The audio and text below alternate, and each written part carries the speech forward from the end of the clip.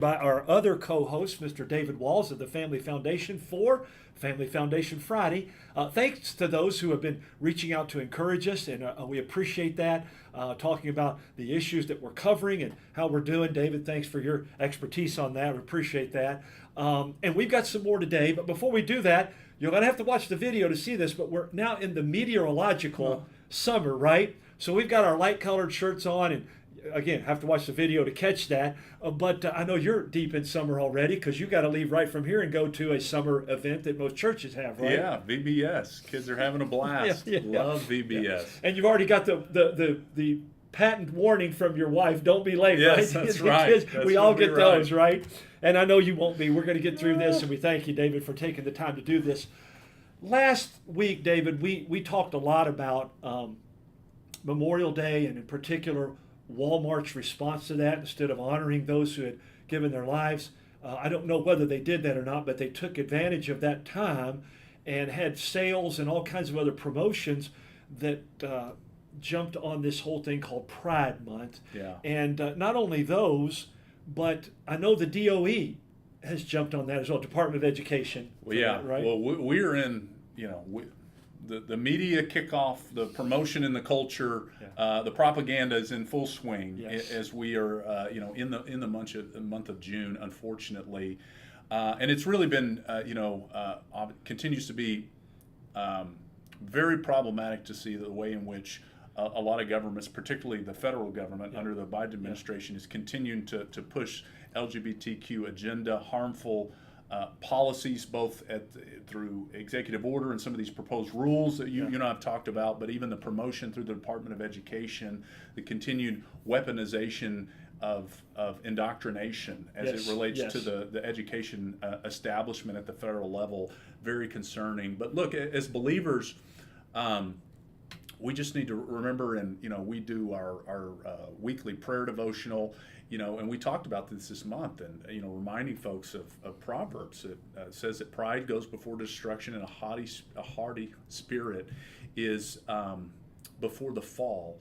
And this really is a time in which our culture is promoting, or some in our culture, promoting and celebrating what ultimately is what God calls sin. Yes. And just a reminder. A reminder for all of us, obviously, to think biblically, to think carefully about what we're allowing our kids to watch and engage in, because this is increasingly popping up in shows and on different streaming devices. They promote this in a lot of different ways, exactly. Trying to grab children into this, promote this into young people. The other thing, Greg, is it has a lot of implications continued in the public policy debates that we're having and that you and I are talking about. But we have an opportunity as Christians in this culture to use this month to remind people of the basic biblical truths and realities, that God's the one who designed sexuality. God's the one that creates us as male and female. Yes. And we can use this time to point people back to God's good design. Yeah, and the specific purpose for that was marriage and family. I mean, he even says this, for this reason. Perhaps three of the most profound words in all of Scripture, if you think about what we're dealing with in our culture today. For this reason. Go check that out in Genesis and in Matthew 19, because Jesus repeated it. I have to piggyback on what you just said, David, because talking about the ads and the cartoons and all the things, the promotions and all of that, you talked about government, you talked about education, you talked about media. Three of the biggest influencers in our culture today. And here we have the church sitting back, and so many of them are either confused or deceived to think that this small percentage of people, which we must love. Yeah. We're called to love. It's not an option. We're called to love. But to condone or think that because we don't agree with them, we're not being compassionate, that's a whole lot of what's going on. It's not just, as one conservative journal has called June, Child Grooming Month.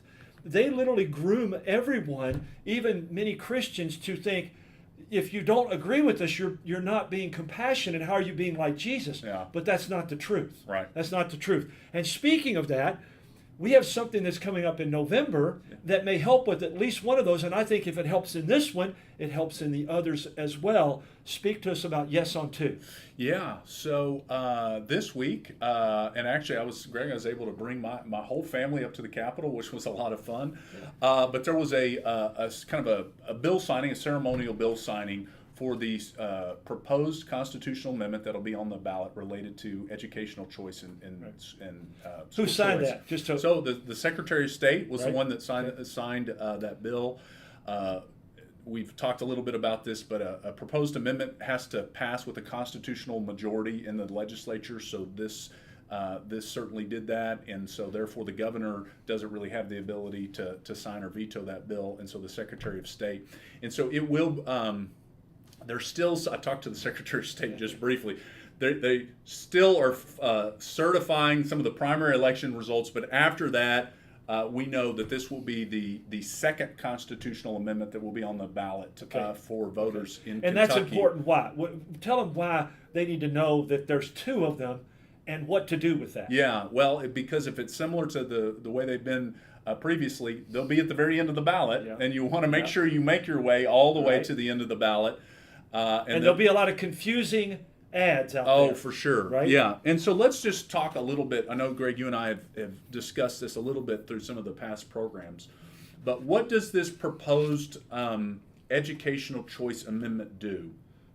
And what I'm going to do is I'm just going to read the language to let folks know. This is essentially what's going to be on the ballot on November 5th. This is the ballot question that voters will be asked, do you want to support this and add to the Constitution or not? And it says to give parents choices in educational opportunities for their children. Are you in favor of enabling the General Assembly to provide financial support for the education costs of students in kindergarten through 12th grade who are outside of the system of common public schools by amending the Kentucky Constitution as stated below, and then a simple amendment to the Kentucky Constitution? So what does that mean? It's pretty simple and straightforward, but it simply would allow the General Assembly to set up school choice programs, to give options, to any student, whether they're in the public school system now, whether they're taking advantage of if they're doing homeschooling or private school. It doesn't prescribe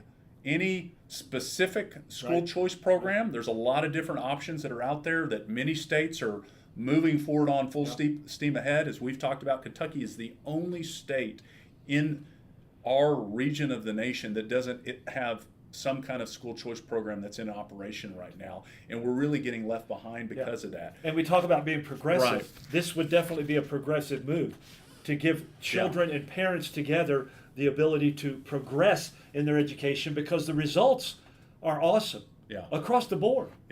It's a benefit for kids. These school choice programs, particularly some of the ones that are moving forward with universal style programs, that it's a benefit to kids that are in the public school system. It's a huge benefit to teachers, because it opens up a marketplace for more educational opportunities, and teachers flourish in that because we're so thankful for teachers that serve in our public school system and in private. But what it means is there's going to be more educational opportunities and job opportunities for teachers to match their calling in teaching with a circumstance that may align with their values or the time commitment that they have. True choice. True choice. Really true choice, not only for the kids and the parents, but teachers will have more choices.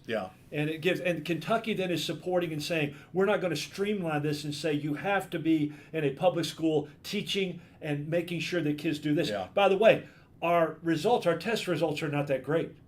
And every place that this has happened, the test results have gone up. And my comment to you earlier in introducing this was, if we get education moving in this direction, which is what I think the left fears greatly, then we begin to raise up young people into young adults that begin to move government and media in this direction. There's more freedom, so they can choose and follow through. Oh, absolutely, absolutely. But here's one of the interesting things, and we really, I hope that as we move forward in this is a bipartisan issue. I mean, school choice has been a a bipartisan issue. If it's truly looked at objectively, I mean, yes. in urban areas, in rural areas, you've seen a coming together of Republicans and Democrats on this issue. Yeah. And now I know our governor has already been kind of trying to turn this into a partisan issue. Yeah. But here's a couple of things that look, everyone needs to understand. One, this amendment language does not take a single dollar away from the public school system. You're going to hear that drumbeat over and over and over. It's just not true.